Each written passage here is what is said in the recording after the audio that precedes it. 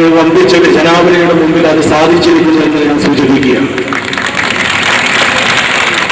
ഇങ്ങനെ നിങ്ങൾ കയ്യടിക്കാൻ തുടങ്ങിയാൽ ഈ പാർട്ടിയെ കുറിച്ച് എന്ത് പറഞ്ഞാൽ കയ്യടിക്കേണ്ടത്. കാരണം ഈ ജൂൺ 21 വന്ന ഈ പാർട്ടി ഏകദേശം ഒരു മാസം കഴിയുമ്പോഴേക്കും ഈ പാർട്ടിയിൽ 16 സംസ്ഥാനത്തെ പാർട്ടി നിലവിൽ വന്നിരിക്കുകയാണ്.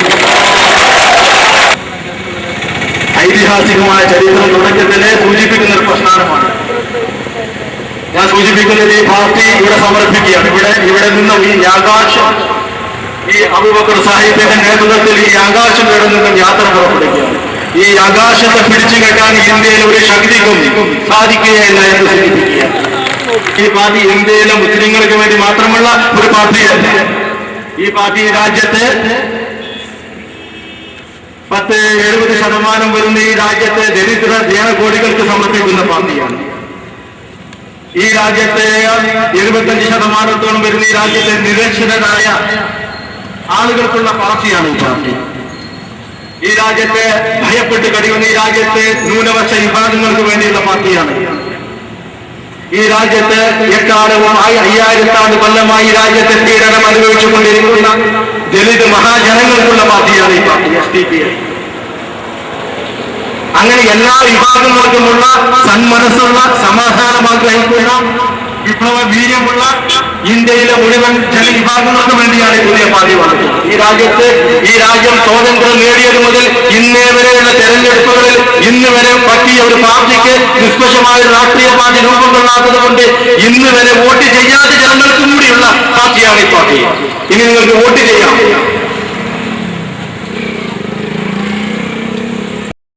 ഞങ്ങൾ പല ആളുകളോട് സംസാരിച്ചുകൊണ്ടിരിക്കുകയാണ്. കേരളത്തിൽ 10,000-കണക്കിന് കേഡർമാരാണ് ഇവിടെ വന്നിട്ടുള്ളത്. കേരളത്തിൽ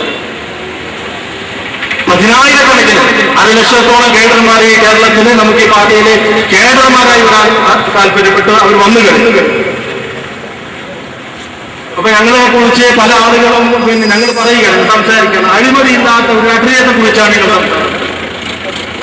അഴിമതിയില്ലാത്ത ഒരു രാഷ്ട്രീയ പ്രസ്ഥാനത്തെ കുറിച്ച്, അഴിമതിയില്ലാത്ത ഒരു ഭരണത്തെക്കുറിച്ച്, അഴിമതിയില്ലാത്ത ഒരു ഭരണാധികാരികളെ കുറിച്ചൊക്കെ ഞങ്ങൾ സംസാരിച്ചു കൊണ്ടിരിക്കുമ്പോൾ ആളുകൾ ഞങ്ങൾ മുഖത്ത് നോക്കിയാണ്. ഏതോ ഒരു സ്വപ്നജീവികൾ, അന്യഗ്രഹത്തിൽ നിന്ന് വന്ന ഒരു സ്വപ്നജീവികളെ പോലെയാണ് ആളുകൾ ഞങ്ങളെ നോക്കുന്നത്.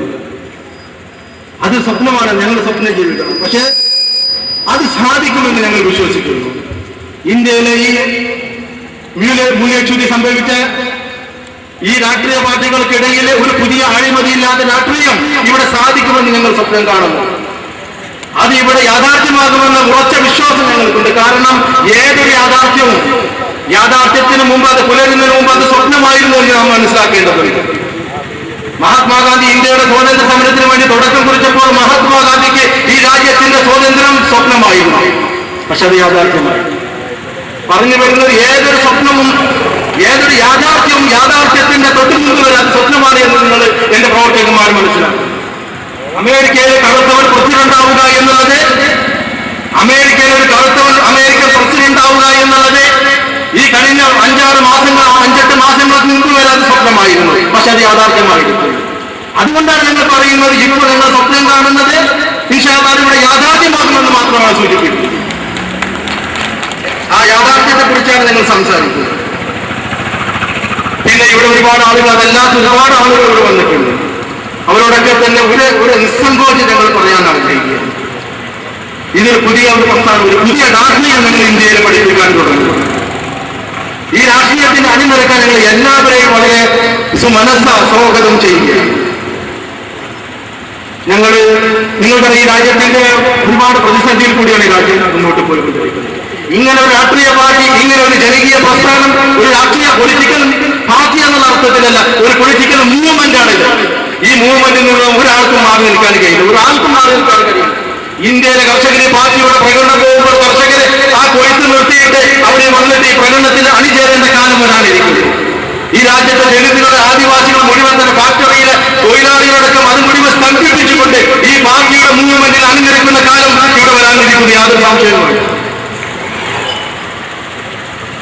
കാരണം ഈ രാജ്യം നേരിടുന്ന പ്രതിസന്ധി അത്രമാത്രം ഗുരുതരമാണ്. നമ്മുടെ പ്രധാനമന്ത്രി മൻമോഹൻ സിംഗ് കഴിഞ്ഞ മാസം പറഞ്ഞത് ഈ രാജ്യത്ത് 600 ജില്ല, ഇന്ത്യ മഹാരാജ്യത്ത് 600 ജില്ലകളിലെ 150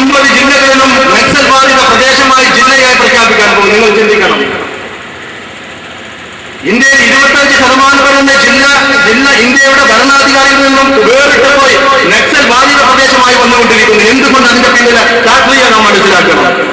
ഇന്ത്യയിലെ മുഴുവൻ രാഷ്ട്രീയ പാർട്ടികളിലും തന്നെ വിശ്വാസം നഷ്ടപ്പെട്ട ആദിവാസി, പിന്നോക്ക, ദലിത് ജനവിഭാഗങ്ങളാണ് ഇത്തരം ഒരു മൂവ്മെന്റിലേക്ക് പോയിക്കൊണ്ടിരിക്കുന്നത്. അപ്പൊ അങ്ങനെയുള്ള ജനവിഭാഗങ്ങൾ മറ്റത് വേറൊരു അർത്ഥത്തിൽ ഈ രാജ്യത്തിന്റെ ജനാധിപത്യ പ്രക്രിയയിൽ നിന്നും വേറിട്ട് പോകുന്ന തരത്തിലുള്ള അത്തരമുള്ള ആളുകൾ, അത്തരമുള്ള മൂവ്മെന്റുകളെ, അത്തരത്തിലുള്ള ചിന്താഗതികൾ, അതുപോലെ തന്നെ ന്യൂനപക്ഷ വിഭാഗങ്ങളുള്ള യുവാക്കളൊക്കെ തന്നെ വമ്പിച്ച നിരാശയിലാണ്. അവർ സംശയിച്ചുകൊണ്ടിരിക്കുന്ന ഈ രാജ്യം, അവരുടെ തൊപ്പിയെ സംശയിച്ചുകൊണ്ടിരിക്കുന്നു, അവരുടെ താടിയെ സംശയിച്ചുകൊണ്ടിരിക്കുന്ന, അവർക്ക് അവരുടെ പേര് പോലും അവർക്ക് ഭാരമായിക്കൊണ്ടിരിക്കുന്ന ഈ രാജ്യത്ത് ഒരു കമ്മീഷനുകളും വിശ്വാസമില്ലാതായിരിക്കുന്ന രാജ്യത്തെ ന്യൂനപക്ഷ യുവാക്കൾക്ക് നിങ്ങൾ എത്രയോ കമ്മീഷനുകൾ വന്ന് ഗോത്രങ്ങൾക്ക് അന്വേഷിച്ച കമ്മീഷൻ നിലവിൽ വന്നിരിക്കുന്നു. പക്ഷെ ഗുജറാത്തിന്റെ കലാപം അന്വേഷിച്ച കമ്മീഷൻ ഇന്നുവരെ റിപ്പോർട്ട് വെച്ചിട്ടില്ല. ബാബരി മസ്ജിദിന്റെ കമ്മീഷൻ ഇതുവരെ റിപ്പോർട്ട് സമർപ്പിച്ചിട്ടില്ല. അങ്ങനെ 100 കണക്കിന് വിവേചനങ്ങൾ ഈ രാജ്യത്ത് നടന്നുകൊണ്ടിരിക്കുന്നു. അത്തരം വിവേചനങ്ങൾ നിരാശരായ യുവാക്കൾ മറ്റ് മാർഗങ്ങളിലേക്ക് തിരിയുന്നതിന് മുമ്പാണ് ഒരു പുതിയ ജനാധിപത്യ പ്രക്രിയയെക്കുറിച്ച്, ഒരു പുതിയ ജനാധിപത്യത്തെക്കുറിച്ച്, ഒരു പുതിയ ലക്ഷ്യബോധത്തെക്കുറിച്ച് ഇന്ത്യയിലെ ന്യൂനപക്ഷ വിഭാഗങ്ങളോടും ദലിത്, ആദിവാസി, പിന്നാക്ക വിഭാഗങ്ങളെ ഞങ്ങൾ യഥാർത്ഥത്തിൽ നിഷ്പക്ഷ ബുദ്ധിയാ പറയുന്നത്, യഥാർത്ഥത്തിൽ ഇന്ത്യയിലെ ദരിദ്രരായ ജനകോടികളെ, ഇനി സഹിക്കാൻ കഴിയില്ല എന്ന് പറയുന്ന ജനകോടികളെ ഒരു പുതിയ ഇന്ത്യയുടെ പുതിയ രാഷ്ട്രീയ പ്രക്രിയയിലേക്ക്, പുതിയ ജനാധിപത്യ പ്രക്രിയയിലേക്ക് വീണ്ടും ഞങ്ങൾ തിരിച്ചു കൊണ്ടുവരാനുള്ള ശ്രമമാണ് നടത്തുന്നത്. ഇതിനെ നിങ്ങൾ പിന്തുണക്കണം. ഞാൻ എന്റെ സ്വാഗത പ്രസംഗം അവസാനിപ്പിക്കുകയാണ്. അബു സാഹിബ് ഏകദേശം ഈ അർത്ഥത്തിൽ ലോകത്ത് മുഴുവൻ ഇങ്ങനെ ഈ അർത്ഥത്തിൽ സ്വാഗതം ചെയ്തിട്ടുണ്ട് പലപ്പോഴും. തെഹ്റാനിലെ ഇമാം ഖുമൈനി ഇറങ്ങിയപ്പോൾ ജനലക്ഷങ്ങളാണ് ഈ അർത്ഥത്തിൽ ആ നാട്ടിന്റെ നേതാവിനെ സ്വീകരിക്കാനുണ്ടായിരുന്നത്. മാവോ സേത്തുകൾ ഇങ്ങനെയായിരുന്നു സ്വീകരണം. റോഡിലൊക്കെ ജനങ്ങൾ നിറഞ്ഞിരിക്കും. അബു സാഹിബ് നമ്മുടെ നാട്ടിലേക്ക് വരുമ്പോൾ അബു സാഹിബിന്റെ പിന്നിൽ അന്ന് എന്തൊക്കെ അബു സാഹിബ് നേതൃത്വം കൊടുത്ത് ഏതെല്ലാം പ്രസ്ഥാനത്തിന് ഈ കേരളം എന്തൊക്കെ അർത്ഥത്തിൽ പിന്തുണ കൊടുത്തിട്ടുണ്ടോ അതിനേക്കാളൊക്കെ തന്നെ അപ്പുറത്തിൽ ഞാൻ പറഞ്ഞത് 2300 ബ്രാഞ്ചുകൾ ഒരു മാസത്തിനുള്ളിൽ വന്ന 1,00,000-ഓളം വരുന്ന കേഡറുകൾ, എല്ലാ ജാതി മത വിഭാഗത്തിലുമുള്ള കേഡറുകൾ, സ്ത്രീകളുള്ള കേഡറുകൾ, സ്ത്രീകളടക്കമുള്ള എല്ലാ ദലിത്, പിന്നാക്ക ജനവിഭാഗത്തിലുള്ള കേഡറുകളാണ് നിന്നിരുന്ന 1,00,000-ഓളം വരുന്ന കേഡറുകൾ അബു സാഹിബ് നിങ്ങളുടെ പിന്നിലുണ്ട്. ഈ ആകാശം ഇന്ത്യയിലെ നിർഭയമായി നിങ്ങൾക്ക് മുന്നോട്ട് കൊണ്ടുപോകാൻ ഞങ്ങളുടെ മുഴുവൻ ഐക്യദാർഢ്യവും, ഞങ്ങളുടെ മുഴുവൻ ശോഷവും, ഞങ്ങളുടെ മുഴുവൻ ജീവനും, ഞങ്ങളുടെ മുഴുവൻ ജീവിതവും. ഇതൊരു സാധാരണ സ്വീകരണ പരിപാടിയാണ്. ഇവിടെ സൂചിപ്പിച്ചതുപോലെ ഇന്ത്യൻ രാഷ്ട്രീയ ചരിത്രത്തിൽ ഒരു നവയുഗ പിറവിക്ക് നാന്ദി കുറിക്കുന്ന ഒരു ശുഭമുഹൂർത്തത്തിന് സാക്ഷ്യം വഹിക്കുകയാണ്. അതിന് മലപ്പുറം ജില്ലയിലെ പ്രവർത്തകർക്ക് ഭാഗ്യം ലഭിച്ചു എന്നത്, മലബാറുകാർക്ക് അനുഗ്രഹം ലഭിച്ചു എന്നത് ഞാൻ എടുത്തു പറയുകയാണ്. വിശദാംശങ്ങളിലേക്ക് പോകുവാൻ ഞാൻ ആഗ്രഹിക്കുന്നില്ല. നമ്മുടെ രാജ്യം ഇന്ത്യ ലോക രാജ്യങ്ങളിൽ ഉന്നത സ്ഥാനത്താണ്. ഏഷ്യ വൻകരയിൽ നിർണായകമായ സ്ഥാനത്താണ്. രാജ്യം ഒരു രാജ്യത്തിന്റെ ഭൗതിക പുരോഗതിക്ക് അടിസ്ഥാനമായി നിൽക്കേണ്ട ഭൗതിക വിഭവങ്ങളുടെ കാര്യത്തിൽ, ജനസമ്പത്തിന്റെ കാര്യത്തിൽ, അസംസ്കൃത വസ്തുക്കളുടെ കാര്യത്തിൽ, സാങ്കേതിക വിദ്യയുടെ കാര്യത്തിൽ, മറ്റ് പല രംഗങ്ങളിലും ഉന്നത സ്ഥാനത്ത് നിൽക്കുകയാണ്. എന്നാൽ നമ്മുടെ രാജ്യത്തെ മഹാഭൂരിപക്ഷം വരുന്ന ആളുകൾ, സാധാരണ മനുഷ്യന്മാര്,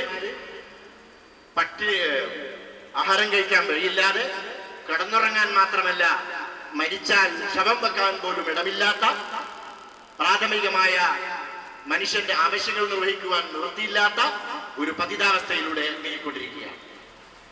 എന്തുകൊണ്ടാണ് ഇങ്ങനെ സംഭവിക്കുന്നത് എന്ന് ചോദിച്ചാൽ, ഈ രാജ്യത്തെ സ്വാതന്ത്ര്യത്തിന് ശേഷം ഭരിച്ചുകൊണ്ടിരുന്നത് ഇവിടുത്തെ ഉത്തരേന്ത്യൻ ഭൂപ്രഭുക്കളുടെയും വ്യവസായ ലോബികളുടെയും ജമീന്ദാന്മാരുടെയും പഞ്ചസാര വ്യാപാരികളുടെയും ഒരു ന്യൂനപക്ഷ വർഗമായി ഇവിടുത്തെ മഹാഭൂരിപക്ഷം വരുന്ന ആളുകളെ അരികുവൽക്കരിച്ചുകൊണ്ട് അടക്കി ഭരിച്ചുകൊണ്ടിരിക്കുന്ന ഒരവസ്ഥാവിശേഷം രാജ്യത്ത് സംജാതമായിരിക്കുന്നു. വിഭവങ്ങളുടെ പ്രശ്നമല്ല, വിഭവങ്ങളെ ഉപയോഗപ്പെടുത്തുന്നതില്, അതിനെ വിതരണം ചെയ്യുന്നതില്, നിയന്ത്രിക്കുന്നതിലുള്ള ആളുകളുടെ പ്രശ്നമായിരുന്നു ഈ രാജ്യത്തിന്റെ പ്രശ്നം എന്ന് നമുക്ക് വിലയിരുത്തുമ്പോൾ മനസ്സിലാക്കും.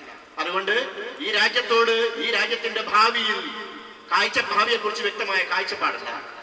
ഈ രാജ്യത്തെ മുഴുവൻ ജനങ്ങളുടെയും ഉന്നതിയിൽ, അഭിവൃദ്ധിയിൽ താല്പര്യമുള്ള, ഈ രാജ്യത്തോട് യഥാർത്ഥത്തിൽ സ്നേഹമുള്ള, കൂറുള്ള, അർപ്പണബോധമുള്ള ആളുകളുടെ ഒരു ശൂന്യത, അവരാൽ നയിക്കപ്പെടുന്ന രാഷ്ട്രീയത്തിന്റെ ഒരു ശൂന്യത രാജ്യത്ത് അനുഭവപ്പെടുകയാണ്. ഈ ശൂന്യത നികത്തുന്നതിന് വേണ്ടിയാണ് പോപ്പുലർ ഫ്രണ്ട് രൂപം കൊടുത്തിരിക്കുന്ന social democratic party of India രംഗത്ത് വന്നിരിക്കുന്നത്. ഞാൻ പറഞ്ഞു, ഇത് ഒരു നവയുഗ പിറവിയുടെ ഒരു പ്രഖ്യാപനമാണ്. ഇന്ത്യ രാജ്യത്ത് അസാധ്യമെന്ന് കരുതിയ അത്ഭുതങ്ങൾ സൃഷ്ടിക്കുവാൻ ഈ പാർട്ടി മുന്നോട്ട് പോവുകയാണ്. ബഹുമാനായ അധ്യക്ഷൻ ശ്രീ അബ്ദുൽ ഹമീദ് സാഹിബ്, SDPIയുടെ ദേശീയ പ്രസിഡന്റ് ശ്രീ അബൂബക്കർ സാഹിബ്, ശ്രീ മനോജ് കുമാർ, ശ്രീ ഫൈസി, ശ്രീ അബൂബക്കർ, വേദിയിലിരിക്കുന്ന ബഹുമാനികളെ, സഹോദരന്മാരെ, സുഹൃത്തുക്കളെ, ഈ കാലഘട്ടത്തിന്റെ ആവശ്യമായ ദളിത് മുസ്ലിം പിന്നോക്ക കൂട്ടായ്മ എന്ന മഹത്തായ ആശയവും അടിസ്ഥാനമാക്കിക്കൊണ്ട് രൂപീകരിച്ച SDPI എന്ന പാർട്ടി, ആ പാർട്ടിയുടെ പ്രസിഡന്റ് ശ്രീ അബൂബക്കർ സാഹിബിനും എൻ്റെ എല്ലാവിധ മംഗളങ്ങളും നേരുന്നു.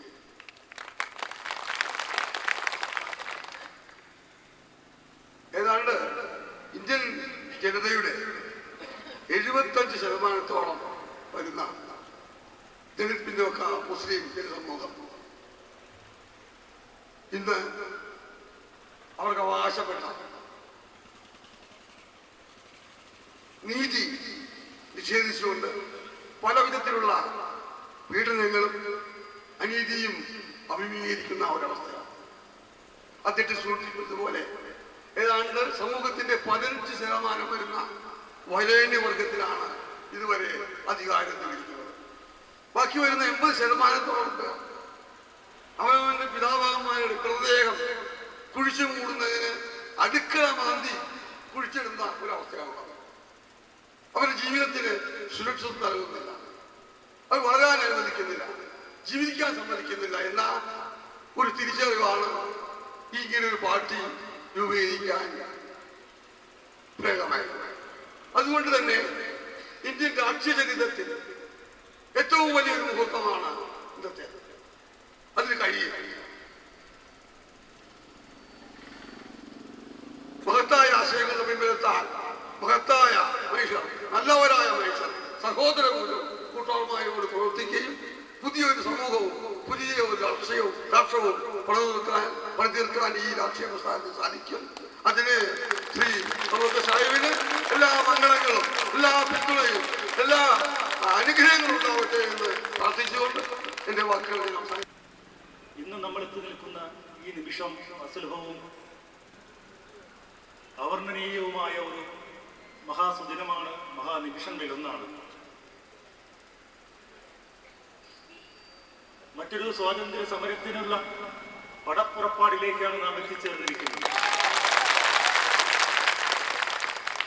നമുക്കറിയാം, മലബാറിനെ സംബന്ധിച്ചിടത്തോളം ഇന്ത്യയുടെ സ്വാതന്ത്ര്യ സമരത്തിന് വേണ്ടി ഒട്ടേറെ ചോരകളും ഒട്ടേറെ ജീവിതങ്ങളും സമർപ്പിച്ചുകൊണ്ട് ചുവന്നു പോയൊരു മണ്ണാണിത്. അലി മുസ്ലിയാർ സാഹിബിനെ പോലെയുള്ള മഹാരഥന്മാർ പിറന്ന മണ്ണ്. അത്തരം മഹാനേതൃത്വങ്ങൾ ഇന്ത്യയുടെ സ്വാതന്ത്ര്യ സമരത്തിന് വേണ്ടി ചിന്തിയ ആ രക്തം അല്ലെങ്കിൽ അതിന്റെ വില ഇന്ന് ഏതാനും സവർണാധിപത്യത്തിന്റെയും സവർണ ഹിന്ദുത്വത്തിന്റെയും മടിയിൽ കൈപ്പിടിയിൽ ഒതുങ്ങിയിരിക്കുകയാണ്. ബഹുഭൂരിപക്ഷം വരുന്ന ഇന്ത്യയിലെ ദളിത് പിന്നോക്ക ആദിവാസി ജനവിഭാഗങ്ങൾ, അവർണ ജനത സാമൂഹ്യ സുരക്ഷയും സാമൂഹ്യ നീതിയും സാമൂഹ്യ സമത്വവും സാമൂഹ്യ തുല്യതയും നിഷേധിക്കപ്പെട്ടുകൊണ്ട് സ്വാതന്ത്ര്യത്തിന് ശേഷവും 6 പതിറ്റാണ്ടിലേറെയായി ഇന്ത്യയുടെ തെരുവീതികളിലും പുറംപോക്കുകളിലും അന്തിയുറങ്ങുന്ന കാഴ്ച നമുക്കറിയാം. ഇന്ത്യയിൽ ദേശീയ പാർട്ടികൾ എത്രയുണ്ട്? സംസ്ഥാന പാർട്ടികൾ എത്രയുണ്ട് ഇന്ന്? കഴിഞ്ഞ ഇലക്ഷൻ കമ്മീഷൻ നൽകിയ പ്രകാരം 800ഓളം പ്രാദേശിക പാർട്ടികളും 7 ദേശീയ പാർട്ടികളുമുള്ള രാജ്യമാണ് ഇന്ത്യ. പക്ഷെ നമുക്കറിയാം, ഇന്ത്യയിലെ വിഭവവും വിഭവ അധികാരങ്ങളും സാമൂഹ്യ നീതിയും നമ്മുടെ രാജ്യത്തെ ചില പ്രത്യേക ആളുകൾക്കായി, പ്രത്യേക സമൂഹങ്ങൾക്കായി നീക്കിവെക്കപ്പെട്ടിരിക്കുന്ന ദുരന്തമായ ഒരു സാമൂഹ്യ ദുരന്തം നമ്മൾ കണ്ടുകൊണ്ടിരിക്കുന്നു. വർത്തമാന കാലഘട്ടത്തിൽ ഇന്ത്യൻ രാഷ്ട്രീയത്തെ ഉപജാപ വൃന്ദങ്ങൾ നരിയിട്ട് വാഴ്ച നടത്തുന്ന അത്തരം ഒരു ഗതികേടിലേക്ക് ഇന്ത്യ, അല്ലെങ്കിൽ അതിന് നേതൃത്വം കൊടുത്ത നമ്മൾ ഓരോരുത്തരും, നമ്മുടെ പൂർവ്വപിതാക്കന്മാർ ഇന്ന് അവരുടെ ആത്മാക്കളിൽ ഒരുപക്ഷെ കണ്ണീര് വീഴുന്ന ഒരു ചരിത്രത്തിലേക്കാണ് നാം കടന്നുപോയിരിക്കുന്നത്. പോപ്പുലർ ഫ്രണ്ട് ഓഫ് ഇന്ത്യയുടെ അധികാരം ജനങ്ങൾക്കെന്ന മുദ്രാവാക്യവുമായി രൂപം കൊണ്ടുള്ള ഈ പാർട്ടിയുടെ കൊടി സൂചിപ്പിക്കുന്നത് പോലെ തന്നെ സമാധാനത്തിന്റെയും സാഹോദര്യത്തിന്റെയും വിശ്വാസതയുടെയും വെള്ളി നക്ഷത്രങ്ങളാകുവാൻ ഈ പാർട്ടിയിൽ ഓരോ കേഡർക്കും കഴിയണമെന്ന് മാത്രമാണ് എനിക്ക് ഈ അവസരത്തിൽ നിങ്ങളോട് ഉദ്ദേശിക്കുവാനുള്ളത്. നമ്മുടെ ദേശീയ പ്രസിഡന്റിന് സ്വീകരിക്കപ്പെട്ട ഈ അനുമോദ സമ്മേളനത്തിൽ പാർട്ടിയെക്കുറിച്ചല്ല, നമ്മളെല്ലാവരും അദ്ദേഹത്തെ കേൾക്കുവാൻ വേണ്ടി മാത്രം വന്നെത്തിയിട്ടുള്ള ആളുകളാണ്. ഒരു രാഷ്ട്രീയ വിശദീകരണ യോഗമല്ല, സമകാലിക രാഷ്ട്രീയ കാര്യങ്ങളെക്കുറിച്ച് പ്രതിപാദിക്കുവാൻ ആഗ്രഹിക്കുന്നില്ല. ഈ പോരാട്ടത്തിൽ എറണാകുളം ജില്ലയും അതോടൊപ്പം തന്നെ എറണാകുളം ജില്ലയിലെ കേഡർമാരുമെല്ലാം ഈ മൂവ്മെന്റിന്റെ ഭാഗമാക്കിക്കൊണ്ട് നമുക്കൊരു ഉറച്ച സ്വാതന്ത്ര്യത്തിന് വേണ്ടി എല്ലാവർക്കും സാമൂഹ്യ സുരക്ഷയും സുരക്ഷിതത്വവും നൽകുന്ന, എല്ലാവർക്കും തുല്യ നീതി നൽകുന്ന, എല്ലാവർക്കും ഈ രാജ്യത്തിന്റെ വിഭവാധികാരികൾ തുല്യ പങ്ക് നൽകുന്ന ഒരു മുന്നേറ്റത്തിനായി മുന്നേറാൻ ഒരുമിച്ച് കൈകോർത്ത് മുന്നേറാം എന്ന് പ്രാർത്ഥിച്ചുകൊണ്ട് ഈ അബൂബക്കർ സാഹിബിനും ഇവിടെ വന്നെത്തിയിട്ടുള്ള ഓരോരുത്തർക്കും അഭിവാദ്യം അർപ്പിച്ചുകൊണ്ട് ഞാൻ നിർത്തുന്നു. നന്ദി. ബഹുമാനപ്പെട്ട യോഗത്തിന്റെ അധ്യക്ഷൻ, ബഹുമാനപ്പെട്ട നമ്മുടെ ദേശീയ അധ്യക്ഷൻ അബൂബക്കർ സാഹിബ്, പ്രിയമുള്ള സോഷ്യൽ ഡെമോക്രാറ്റിക് പാർട്ടി ഓഫ് ഇന്ത്യയുടെ പ്രവർത്തകരെ, നാം എല്ലാം അബൂബക്കർ സാഹിബിനെ കേൾക്കുവാനും ഒരു നവയുഗ പിറവിക്ക് വേണ്ടി രൂപീകൃതമായ സംഘടിപ്പിക്കപ്പെട്ട ആ പാർട്ടിയുടെ ഉദ്ദേശ ലക്ഷ്യങ്ങൾ കേൾക്കുവാനും വേണ്ടി ആകാംക്ഷയോടെ കാത്തിരിക്കുന്ന നിങ്ങളുടെ മുമ്പിൽ എനിക്ക് നമ്മുടെ ദേശീയ പ്രസിഡന്റായി തിരഞ്ഞെടുക്കപ്പെട്ട അബൂബക്കർ സാഹിബിന് എല്ലാവിധ മംഗളങ്ങളും ആശംസകളും അർപ്പിക്കുവാൻ മാത്രമേ ഈ അവസരം ഉപയോഗിക്കുന്നുള്ളൂ. കാരണം മഴ വരാൻ പോകുന്നു. എന്നിരുന്നാൽ തന്നെ 1-2 കാര്യങ്ങൾ. 1900 രാഷ്ട്രീയ ചരിത്രം പരിശോധിക്കുമ്പോൾ 80-ന് ശേഷം ഇവിടെ മഹത്തായ ജനാധിപത്യ രാഷ്ട്രമെന്ന് പറയുന്ന ഇന്ത്യ, ആ മഹത്തായ ജനാധിപത്യം വികലമാക്കപ്പെട്ട് അതിന്റെ മൂർധന്യത്തിലെത്തി, അതിന് മറ്റൊരു ഭാഷ പറയേണ്ട അവസ്ഥയിൽ എത്തിച്ചേർന്നിരിക്കുന്ന ഈ അവസരത്തിലാണ് അദ്ദേഹം ഇന്ത്യയിലെ തുല്യനീതിക്കും തുല്യസമത്വത്തിനും തുല്യ സ്വാതന്ത്ര്യത്തിനും പ്രാമുഖ്യം നൽകുന്ന ഒരു പാർട്ടി ദേശീയ പ്രസിഡന്റായി തെരഞ്ഞെടുക്കപ്പെട്ടിരിക്കുന്നത്.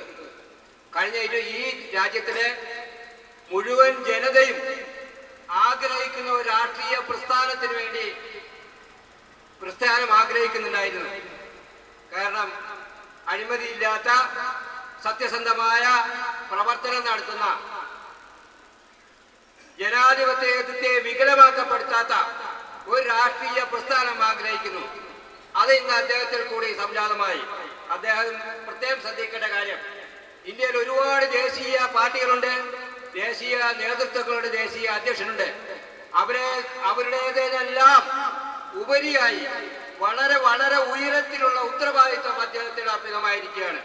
അദ്ദേഹം സത്യസന്ധമായ ഒരു രാഷ്ട്രീയ പ്രസ്ഥാനത്തിന്റെ ഈ രാജ്യം ആഗ്രഹിക്കുന്ന, ഈ രാജ്യം മുഴുവൻ ആഗ്രഹിക്കുന്ന, ഈ രാജ്യത്തിലെ മുഴുവൻ ജനതയും ആഗ്രഹിക്കുന്ന മാന്യമായ സത്യസന്ധമായ ഒരു രാഷ്ട്രീയ പ്രസ്ഥാനത്തിന്റെ ഉത്തരവാദിത്തമാണ് അദ്ദേഹത്തിന് ഏറ്റെടുക്കേണ്ടി വന്നിരിക്കുന്നത്.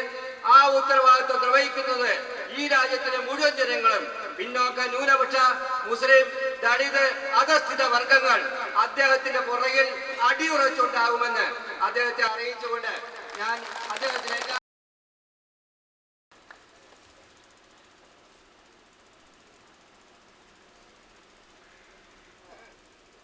ബിസ്മില്ലാഹിർറഹ്മാനിർറഹീം. അൽഹംദുലില്ലാഹി റബ്ബിൽ ആലമീൻ. വസ്സലാത്തു വസ്സലാമു അലാ അഷ്റഫിൽ അംബിയാഇ വൽ മുർസലീൻ വഅലാ ആലിഹി വസഹ്ബിഹി അജ്മഈൻ. യോഗത്തിൻ്റെ അധ്യക്ഷൻ പി അബ്ദുൽ ഹമീദ് മാഷ്, ഈ state social democratic party of ഇന്ത്യയുടെ state coordinator V T. Akramul Haq Sahib, ദക്ഷിണ കേരളത്തെ മുഴുവനായി നമുക്ക് പിന്തുണയ്ക്കുന്നതിന് വേണ്ടി ഇങ്ങോട്ട് കൊണ്ടുവന്നിട്ടുള്ള Shri P K Gopinath, M K Manoj Kumar, O Aliya Sahib, P Abdul Majeed Faizi തുടങ്ങി ഈ സ്റ്റേജിൽ ഉപവിഷ്ടരായവരും പുറത്ത് ഇത്രയും നേരം കാത്തിരുന്നവരുമായ സഹോദരന്മാരെ, നാട്ടുകാരെ, അസ്സലാമു അലൈക്കും വറഹ്മത്തുള്ളാഹി വബറകാതുഹു.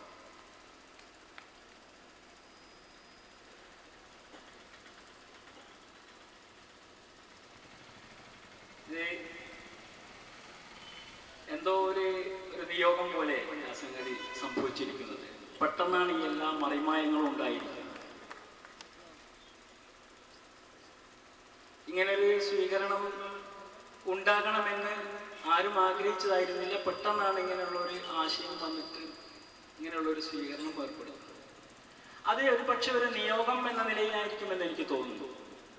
മുമ്പ് നമ്മൾ പറഞ്ഞിട്ടുണ്ടല്ലോ, കേരളത്തിൽ നിന്ന് തുടങ്ങി ഉത്തരേന്ത്യയൊക്കെ സന്ദർശിച്ച് അവസാനം കേരളത്തിൽ തന്നെ വരും.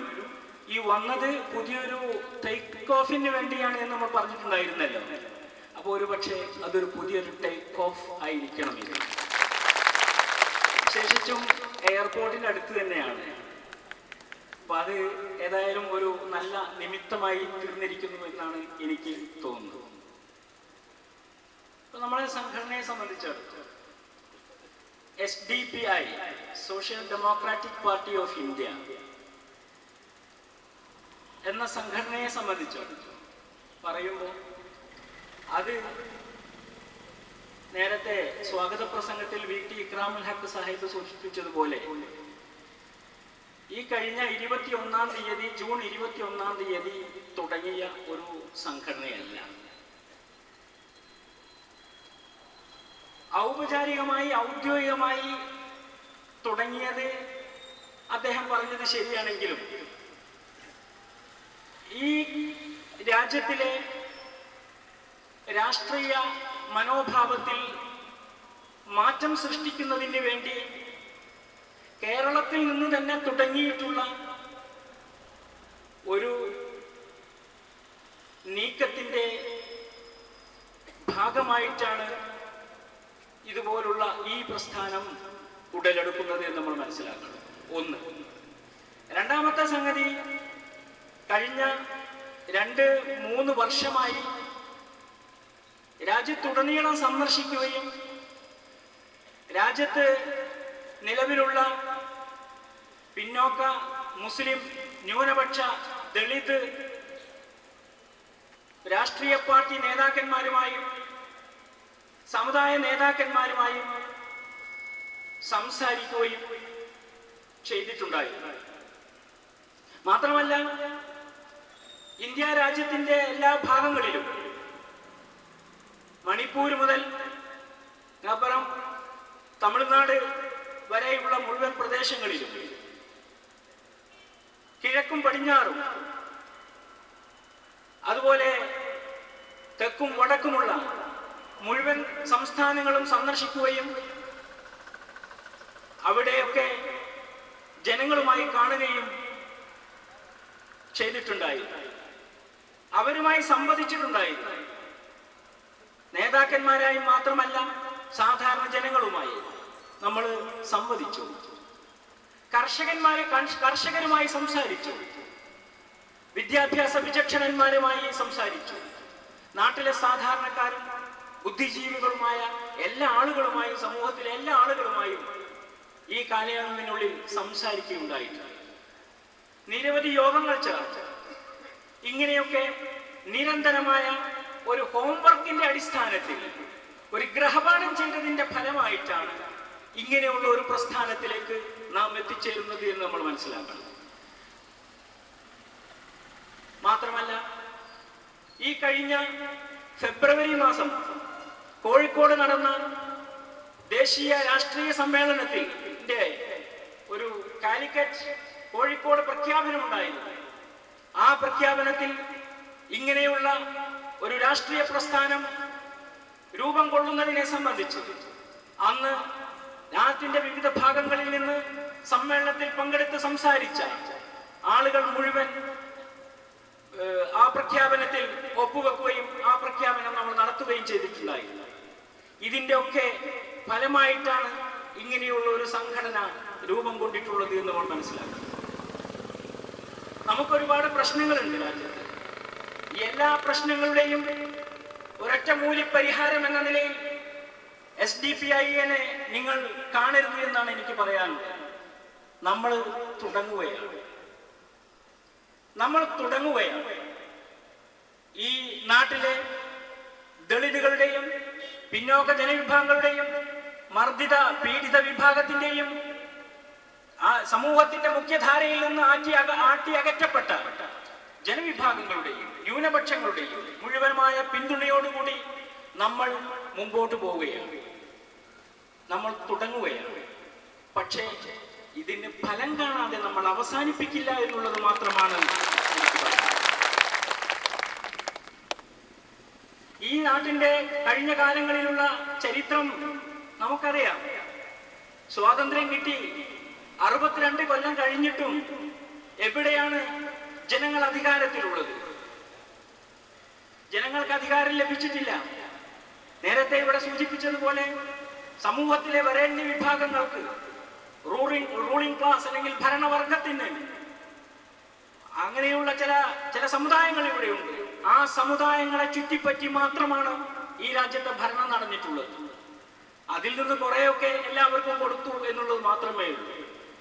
അപ്പോ കൊടുക്കുന്നവർ വേറെയും വാങ്ങുന്നവർ വേറെയുമായ ഒരു രീതിയാണ് കഴിഞ്ഞ കാലങ്ങളിൽ 62 കൊല്ലമായി ഈ രാജ്യത്തുണ്ടായിട്ടുള്ളത്. ഇതിന് മാറ്റം വരണം. ഇത്രയും കാലം വാങ്ങാൻ വേണ്ടി യാചനാപത്രവുമായും നടന്നിട്ടുള്ള സമുദായങ്ങൾ ഇനി മുതൽ എന്താ ഒന്ന് കൊടുത്തു നോക്കിയാൽ എന്നൊരു ചിന്ത സമൂഹത്തിൽ ഉയർന്നു വന്നിരിക്കുന്നു. ആ ചിന്തയുടെ ഒരു പരിഭാഷയാണ് SDPI എന്ന് നിങ്ങൾ മനസ്സിലാക്കുക. ആ ചിന്തയുടെ പരിഭാഷയാണ് ജനങ്ങളുടെ ഒരു ഫീലിംഗിന്റെ ഒരു ട്രാൻസ്ലേഷൻ മാത്രമാണ് SDPI, social democratic party of India. അത് ഇവിടെ നടക്കേണ്ടതുണ്ട്. കാലങ്ങളിലൊക്കെ തന്നെ മുസ്ലിങ്ങളെ നിങ്ങൾ എടുത്തു നോക്കൂ. മുസ്ലിങ്ങൾക്ക് അധികാരം ഉണ്ടായിരുന്നില്ല.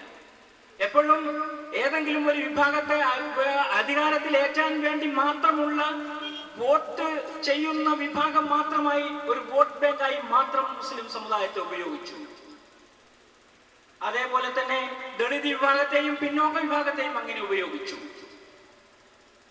അവർ വോട്ട് ചെയ്യുന്നവർ മാത്രമായി മാറി. അന്ന് എല്ലാവരും കൂടി നിലവിലുള്ള കോൺഗ്രസിനെയോ അതുപോലുള്ള കക്ഷികളെയോ പിന്തുണച്ചുകൊണ്ടിരുന്നു. പിന്നീട് മണ്ഡൽ കമ്മീഷൻ വന്നതിന് ശേഷം വമ്പിച്ചൊരു മാറ്റം ദളിതുകളുടെയും പിന്നോക്ക ജനവിഭാഗങ്ങളുടെയും മറ്റ് ഹിന്ദുക്കളിലെ പിന്നോക്ക വിഭാഗത്തിന്റെയും കാര്യത്തിൽ ഉണ്ടായി എന്നുള്ളത് തർക്കമറ്റ സംഗതിയാണ്. ഒരു മുന്നേറ്റം ഉണ്ടായി. കുറെയൊക്കെ അധികാരത്തിന്റെ വേദികളിലേക്ക് എത്തുവാൻ അവർക്ക് സാധിച്ചു. എങ്കിലും സാമൂഹികമായി അവർ എന്നും അധമന്മാരായി തന്നെ ജീവിച്ചുകൊണ്ടിരുന്നു. അപ്പോഴും മുസ്ലിങ്ങളെ സംബന്ധിച്ചിടത്തോളം അവർക്ക് ഒരു നേതാവുണ്ടായില്ല, ഒരു പാർട്ടി ഉണ്ടായില്ല, അധികാരത്തിൽ എത്താൻ പറ്റുന്ന ഒരു സാഹചര്യവും ഉണ്ടായില്ല. ബാബരി മസ്ജിദിന്റെ തകർച്ചയ്ക്ക് ശേഷം ഇവിടെയുള്ള രാഷ്ട്രീയ പാർട്ടികൾ ഒന്നൊന്നായി മുസ്ലിങ്ങളോട് പറഞ്ഞുകൊണ്ടിരുന്നു, നിങ്ങളുടെ വോട്ട് ഞങ്ങൾക്ക് തരൂ, ഞങ്ങൾക്ക് തരൂ, ഞങ്ങൾക്ക് തരൂ. നമ്മുടെ വോട്ടുകൾ, മുസ്ലിം സമുദായം അവരുടെ വോട്ടുകൾ വിഭജിച്ച് വിവിധ സെക്യുലർ പാർട്ടികൾക്കായി നൽകി. കാരണം എന്തായിരുന്നു? BJP അധികാരത്തിൽ വരാതിരിക്കേണ്ടത് നമ്മുടെ മാത്രം ബാധ്യതയായി സെക്യുലർ പാർട്ടികൾ കണ്ടു. നമ്മൾ പറയാൻ പോകുന്നു, BJP അധികാരത്തിൽ വരാതിരിക്കുക എന്നുള്ളത് നമ്മുടെ മാത്രം, മുസ്ലിങ്ങളുടെ മാത്രം ബാധ്യതയാകുന്ന ഒരു സാഹചര്യം ഇനി ഉണ്ടാകാൻ പാടില്ല. ഈ രാജ്യത്തെ സെക്യുലർ പാർട്ടികളുടെ കൂടി ഒരാവശ്യമായി BJP അധികാരത്തിൽ നിന്ന് അകറ്റി നിൽക്കുക എന്നുള്ളത് ഇവരുടെ കൂടി ഒരാവശ്യമായി അംഗീകരിക്കപ്പെടുന്ന ഒരു സാഹചര്യം ഉണ്ടാകണം. അതിനെ മറ്റു പാർട്ടികൾ ചേർന്നുകൊണ്ട് social democratic party of India എന്ന സംഘടനക്ക് വോട്ട് ചെയ്യണമെങ്കിൽ, അവർക്ക് ചെയ്യാൻ നിങ്ങൾ തയ്യാറാകുമെങ്കിൽ BJPയെ നമുക്ക് ഒരുമിച്ച് നിന്നുകൊണ്ട് അകറ്റി നിർത്താം. ഇതാണ് നമുക്ക് പറയാനുള്ളത്. ഒരു വിഭാഗത്തിന്റെ മാത്രം കുത്തക ആവശ്യമല്ലേ, അങ്ങനെ ആകാനും പാടില്ല. എത്ര കാലം BJP അകറ്റി നിർത്താൻ വേണ്ടി നമ്മൾ വോട്ട് കുത്തണം? BJP അകറ്റി നിർത്തണം, അതിൽ സംശയമൊന്നുമില്ല. അകറ്റി നിർത്തപ്പെടേണ്ട പാർട്ടി തന്നെയാണത്. കാരണം വിഭാഗീയതയുടെ പാർട്ടിയാണത്, വർഗീയതയുടെ പാർട്ടിയാണത്, മനുഷ്യരക്തം കൊണ്ട് ഹോളി കളിക്കുന്ന പാർട്ടിയാണത്. ഇങ്ങനെയുള്ള ഒരു പാർട്ടി അധികാരത്തിൽ ഉണ്ടാകാൻ പാടില്ല, നിസ്സംശയം, തർക്കമില്ല കാര്യത്തിൽ. പക്ഷേ അത് ഏതെങ്കിലും ഒരു സമുദായത്തിന്റെ മാത്രം ബാധ്യതയാക്കി സെക്യുലർ പാർട്ടികൾ കൈകഴുകാൻ പാടില്ല എന്നാണ് ഞങ്ങൾക്ക് പറയാനുള്ളത്. അതേപോലെ തന്നെ രാജ്യത്ത് ഗവൺമെന്റുകൾ ആരായിരുന്നാലും മനുഷ്യാവകാശ ലംഘനങ്ങൾ നടന്നുകൊണ്ടിരിക്കുന്നു. മനുഷ്യാവകാശ ലംഘനങ്ങൾ നടക്കുമ്പോൾ എപ്പോഴും നിങ്ങൾ നോക്കണം, സർക്കാരിന്റെ ഭാഗത്തു നിന്നുള്ള ഭീകരത മിക്കപ്പോഴും ഒരു പ്രത്യേക ജനവിഭാഗത്തെ മാത്രം ചുറ്റിപ്പറ്റിയാണ് നടന്നുകൊണ്ടിരിക്കുന്നത്. ഇതിന് അന്ത്യം കുറിക്കണം, ഇത് അവസാനിപ്പിക്കണം. രാജ്യത്ത് എല്ലാ പൗരന്മാരും, അതിൽ ഹിന്ദു എന്നോ മുസ്ലിം എന്നോ ക്രിസ്ത്യാനി എന്നോ ദളിതനെന്നോ പിന്നോക്കക്കാരെന്നോ വ്യത്യാസമില്ലാതെ ഏതൊരു പൗരനും ഇന്ത്യ രാജ്യത്തിന്റെ മതേതരത്വം അനുഭവിക്കാനും ആസ്വദിക്കാനും പറ്റുന്ന സാഹചര്യം രാജ്യത്ത് ഗവൺമെന്റുകൾ ഉണ്ടാക്കണം. ഏത് ഗവൺമെന്റ്? നമുക്കറിയാലോ, ഇപ്പൊ അടുത്ത കാലത്തായിട്ട് തന്നെ എന്താ നടന്നത്? നമ്മുടെ അടുത്ത സംസ്ഥാനമായ കർണാടകയിൽ BJP ഗവൺമെന്റാണ് ഭരിച്ചുകൊണ്ടിരിക്കുന്നത്. ആ BJP ഗവൺമെന്റ് എന്ന് പറയുമ്പോൾ അതൊരു മൈനോറിറ്റി ഗവൺമെന്റ് ആണെന്നും പറയാം. കാരണം മൈനിന്റെ ആളുകളെയാണ്, ഖനനം ചെയ്യുന്ന ആളുകളുടെ പാർട്ടി ആയിട്ടാണ് അത് കരുതപ്പെടുന്നത്. കർണാടകയിൽ മൈനോറിറ്റി പാർട്ടിയാണ്. അപ്പോ ഇങ്ങനെയുള്ള ഒരു പാർട്ടി കഴിഞ്ഞ മൈസൂരിൽ നടന്ന സംഭവത്തിൽ എന്താണ് അവിടെ ചെയ്തത് എന്നുള്ളത് ഞാൻ അതിന്റെ വിശദാംശങ്ങളിൽ കടക്കുന്നില്ല. 107-ാം വകുപ്പ് അനുസരിച്ച് അറസ്റ്റ് ചെയ്ത്, നമ്മുടെ ശ്രീ ഗോപിനാഥിന് അറിയാം, 107-ാം വകുപ്പ് അനുസരിച്ച് അറസ്റ്റ് ചെയ്ത തഹസിൽദാർക്ക് ജാമ്യം നൽകി വിട്ടയക്കാം. ഒരു കേസൊന്നുമില്ല അവരുടെ പേരിൽ. അങ്ങനെ വിട്ടയക്കാൻ പറ്റുന്ന വകുപ്പ് അനുസരിച്ച് അറസ്റ്റ് ചെയ്തിട്ടുള്ള ആളുകൾ ഭരണത്തിന്റെ മുഷ്ക് ഉപയോഗിച്ച് ഏതാണ്ട് 160-160ഓളം ആളുകളെ ജയിൽ പാർപ്പിച്ചിരിക്കുകയാണ്. ഇവിടെ നമ്മുടെ ദക്ഷിണേന്ത്യയിലേക്കും വന്നിരിക്കുന്നു, ഗുജറാത്ത് ദക്ഷിണേന്ത്യയിലേക്കും വന്നിരിക്കുന്നു. പോപ്പുലർ ഫ്രണ്ടിന്റെ പ്രവർത്തകന്മാരെ മാത്രമല്ല, മറ്റു സാധാരണക്കാരായ ധാരാളം ആളുകളെ വീടുകളിൽ നിന്ന് ഇറക്കിക്കൊണ്ടുപോയി അറസ്റ്റ് ചെയ്ത് ജയിലിൽ പാർപ്പിച്ചിരിക്കുന്നു കർണാടകയിൽ. എന്താ അവർ ചെയ്ത തെറ്റെന്നല്ലേ? അവർ ചെയ്ത തെറ്റ് സമാധാനത്തിന് വേണ്ടി പ്രയത്നിച്ചു എന്നുള്ളതായിരുന്നു. കലക്ടർ അത് സമ്മതിച്ചുകൊണ്ട് മില്ലി ഗസറ്റ്, ഡൽഹിയിൽ നിന്ന് ഇറങ്ങുന്ന മില്ലി ഗസറ്റിൽ കത്തെഴുതി. ശരിയാണ്, കലീം എന്നുള്ള പോപ്പുലർ ഫ്രണ്ടിന്റെ പ്രവർത്തകൻ അവിടെ സമാധാനത്തിന് വേണ്ടി യത്നിക്കുകയായിരുന്നു എന്ന് അദ്ദേഹം കത്തെഴുതി സമ്മതിച്ചു. പക്ഷെ കലീം ഒരു ജയിലിലാണ്.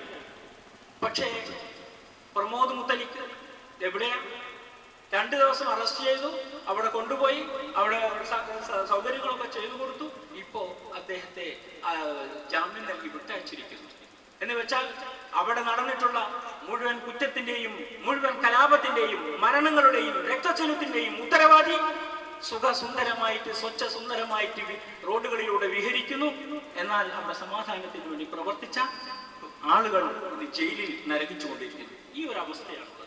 ഈ അവസ്ഥ മാറണം, ഈ അവസ്ഥ മാറ്റണം. സോഷ്യൽ ഡെമോക്രാറ്റുകൾ ഇനിമേൽ ഇന്ത്യ രാജ്യത്ത് അത് അനുവദിക്കുകയില്ല എന്നാണ് എനിക്ക് പറയാനുള്ളത്. നിങ്ങൾക്കറിയാം, നമ്മുടെ രാജ്യം വളരെ ഗുരുതരമായ പ്രതിസന്ധികളെ നേരിട്ടുകൊണ്ടിരിക്കുന്നു. ഇന്നത്തെ പത്രത്തിൽ, ഡൽഹിയിൽ നിന്നിറങ്ങുന്ന ഇന്നത്തെ പത്രത്തിൽ മെയിൽ ടുഡേയിൽ ഒരു റൈറ്റപ്പ്, ഒരു സ്റ്റോറി വന്നു. എന്താണെന്നറിയോ? ലോകത്തിൽ പോഷകാഹാരം എന്ന് വെച്ചാൽ ആഹാരം കിട്ടാതിരിക്കുന്ന കുട്ടികളിലും വെയിറ്റ് കുറഞ്ഞ കുട്ടികളിൽ, ലോകത്താകെയുള്ള കുട്ടികളിലും 3 ഭാഗം 4/3 ഇന്ത്യ രാജ്യത്താണ് നമ്മൾ.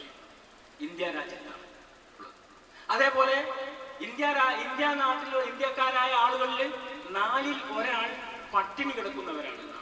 ഭക്ഷണമില്ലാതെ പട്ടിണി കിടക്കുന്നവരാണ്. നമ്മൾ പറയുന്നുണ്ട് ഗ്രോത്ത് റേറ്റ്, വളർച്ചാ നിരക്ക് പറയുന്നുണ്ട്. നമ്മുടെ സാമ്പത്തിക വളർച്ചാ നിരക്ക് അത്രയാണ് ഇത്രയാണെന്ന് പറയാറുണ്ടല്ലോ. ഈ വളർച്ചാ നിരക്ക് കൊണ്ട് നമുക്കെന്താ കിട്ടുന്നത്? നമ്മുടെ നാട്ടിലെ സാധാരണ ജനങ്ങൾക്ക് എന്താ കിട്ടുന്നത്? ഇവിടെയുള്ള ദരിദ്രർക്ക് എന്താ കിട്ടുന്നത്? അത് നമ്മൾ മനസ്സിലാക്കണം. ഇപ്പൊ നമുക്കൊന്നും കിട്ടുന്നില്ല. അംബാനിമാർ ഭയങ്കര കോടീശ്വരന്മാരായിട്ടുണ്ടെങ്കിൽ അതിന് നമുക്കെന്ത് പഴിച്ചു? നമുക്കെന്ത് കിട്ടി? അപ്പൊ ഇങ്ങനെയുള്ള ധാരാളം കുത്തകക്കാരെ സൃഷ്ടിക്കുകയും എന്നാൽ പാവങ്ങൾ കൂടുതൽ പാവങ്ങളായി തീരുകയും ചെയ്യുന്ന ഒരു കാലാവസ്ഥയിലാണ് നമ്മളുള്ളത്. പട്ടിണിയുടെ കാര്യത്തിൽ ആഫ്രിക്കൻ രാജ്യങ്ങളെ, സഹാറ പ്രദേശങ്ങളിലുള്ള ആഫ്രിക്കൻ രാജ്യത്തെക്കാൾ മുമ്പിലാണത്രേ ഇന്ത്യ രാജ്യം. ആ പഠനം പറയുന്നു. ഇത് നമ്മൾ മനസ്സിലാക്കണം. എന്തുകൊണ്ടാണ് ഇത് എന്നും പഠനത്തിൽ പറയുന്നത്? കൃഷിയില്ലാത്തതാണ്. കൃഷി ഇല്ലാതായിക്കൊണ്ടിരിക്കുന്നു. മാത്രമല്ല കർഷകരെ കുടിയൊഴിപ്പിച്ചുകൊണ്ടിരിക്കുന്നു. കൃഷി ചെയ്ത് ജീവിച്ചുകൊണ്ടിരിക്കുന്ന ആൾക്കാരുടെ ആയിരക്കണക്കിന് ഏക്കർ സ്ഥലം ഗവൺമെന്റ്, സർക്കാർ ഏറ്റെടുത്തുകൊണ്ട് കുത്തകക്കാർക്ക് നൽകിക്കൊണ്ടിരിക്കുന്നു. ഈ ഒരു സാഹചര്യം. എന്നിട്ടോ തങ്ങളുടെ കൃഷിഭൂമി വിട്ടുകിട്ടണമെന്ന് പറയുന്ന ആളുകളെ സംബന്ധിച്ച് അവർ മാവോവാദികളാണെന്ന് പറഞ്ഞ് ആക്ഷേപിക്കുകയും വെടിവെക്കുകയും ചെയ്തു. എവിടെ? എല്ലാ സ്ഥലങ്ങളിലും. സിംഗൂരിലും അതേപോലെ തന്നെ നന്ദിഗ്രാമിലും അതേപോലെ ഇപ്പോ ലാൽഗഡിലൊക്കെ നമ്മൾ കേട്ടല്ലോ. എന്താ ഇതിനൊക്കെ കാരണം? കർഷകരുടെ ഭൂമി പിടിച്ചെടുത്ത് മറ്റുള്ളവർക്ക് നൽകുന്നത് കൊണ്ടാണ്, കുത്തകക്കാർക്ക് നൽകുന്നത് കൊണ്ടാണ്. അത് അരുത് എന്ന് പറയുന്നു. ഞങ്ങൾ കൃഷി ചെയ്ത് ജീവിക്കുന്നവരാണ്, ഞങ്ങൾ പട്ടിണി മാറ്റുന്നത് അതുകൊണ്ടാണ്, ഞങ്ങൾ ഇവിടെ നിന്ന് മാറ്റി പാർപ്പിക്കരുത് എന്ന് അഭ്യർത്ഥിക്കുന്നു. അത് കേൾക്കാതിരിക്കുമ്പോൾ സമരങ്ങളായി മാറുന്നു. കേൾക്കാതിരിക്കുമ്പോൾ സമരങ്ങളാകുന്നു, ധർണയാകുന്നു, പ്രകടനങ്ങളാകുന്നു. അതിനും വഴങ്ങാതിരിക്കുമ്പോൾ നാട്ടിലെ ജനങ്ങൾ ആയുധം എടുക്കുന്നു. ഇങ്ങനെയുള്ള ഒരു സാഹചര്യത്തിലേക്ക് രാജ്യം നീങ്ങിക്കൊണ്ടിരിക്കുന്നു.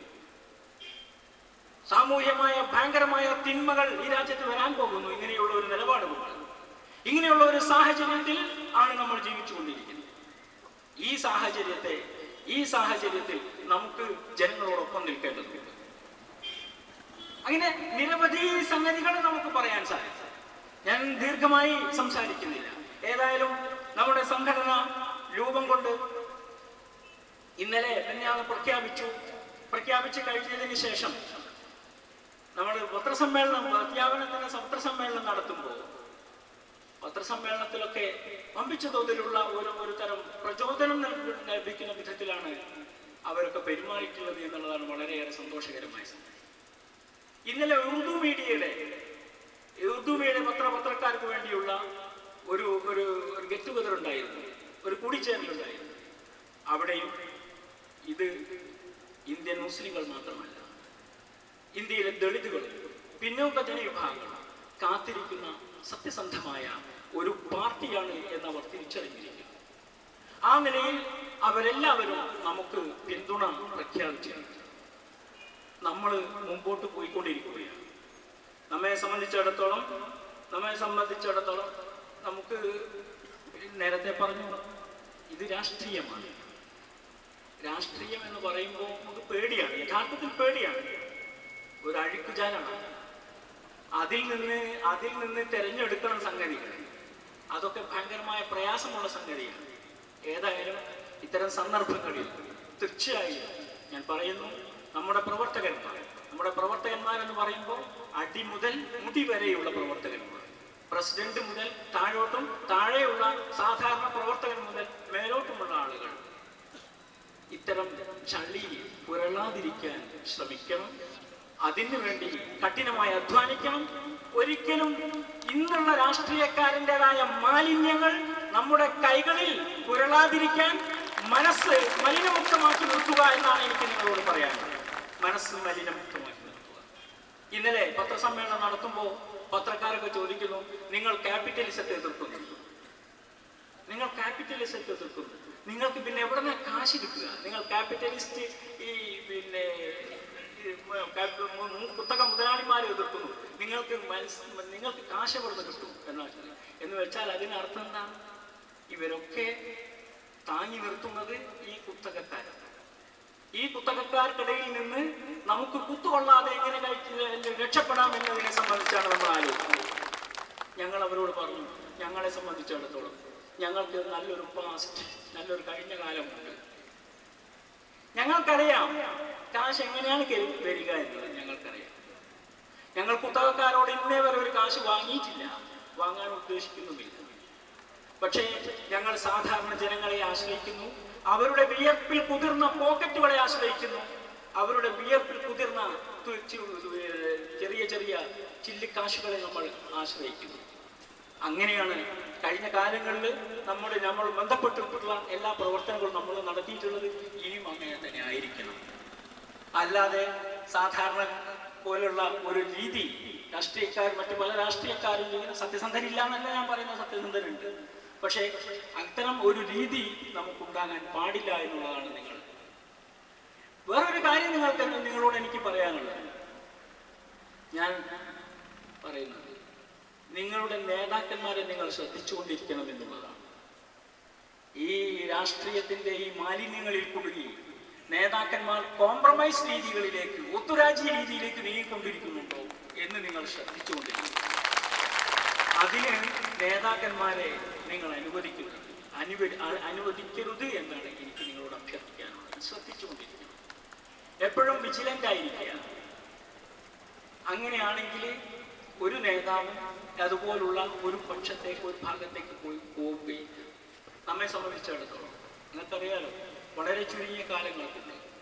നമ്മുടെ പ്രവർത്തനങ്ങൾ നേരത്തെ തന്നെ നമ്മൾ അതിന്റെ ഹോംവർക്കുകൾ നടത്തിയിട്ടുണ്ടെങ്കിലും വളരെ ചുരുങ്ങിയ കാലം കൊണ്ട്, ഒരു മാസത്തിനുള്ളിൽ തന്നെ രാജ്യത്തിന് വിവിധ ഭാഗങ്ങളിൽ നിരവധി ക്യാഡറുകൾ ഉണ്ടാക്കാൻ നമുക്ക് സാധിച്ചു. എല്ലാ പ്രദേശങ്ങളിലും നമുക്ക് ആളുകളുണ്ടായി. ഇത് വലിയൊരു നേട്ടമാണ്. ഇത് നേട്ടമാണ് എന്ന് കരുതി ഇതിൽ ഭ്രമിച്ച് സന്തോഷിച്ച് ആനന്ദ തുന്തിലരായി അങ്ങനെ ഇരിക്കുന്നതിന് പകരം നിങ്ങൾ കർമ്മഭൂമിയിലേക്ക് ഇറങ്ങുക എന്നാണ് നിങ്ങളോട് എനിക്ക് പറയാനുള്ളത്. ആളുകളെ സംഘടിപ്പിക്കുകയും വിശേഷിച്ച് ഇതിന്റെ ലക്ഷ്യങ്ങളും പരിപാടികളും ജനങ്ങളുടെ മുമ്പിൽ തുറന്നു കാണിച്ചു ഇതിലേക്ക് ജനങ്ങളെ ആകർഷിക്കുകയും കൊണ്ടുവരികയും ചെയ്യുന്ന ഏറ്റവും അടിസ്ഥാനപരമായ വർക്കാണ് ഇനിയുള്ള കാലങ്ങളിൽ നിങ്ങൾ നടത്തേണ്ടത്. തീർച്ചയായും സോഷ്യൽ ഡെമോക്രാറ്റുകൾ ഈ ദൗത്യത്തിൽ വിജയിക്കുക തന്നെ ചെയ്യും. ഇൻഷാ അല്ലാഹ് അതിനെനിക്ക് ഉറപ്പുണ്ട്. നിങ്ങളുടെ എല്ലാവരുടെയും ഈ സൗമനസ്യത്തിനും സ്നേഹത്തിനും ഞാൻ നന്ദി പറയുകയാണ്. അസ്സലാമു അലൈക്കും.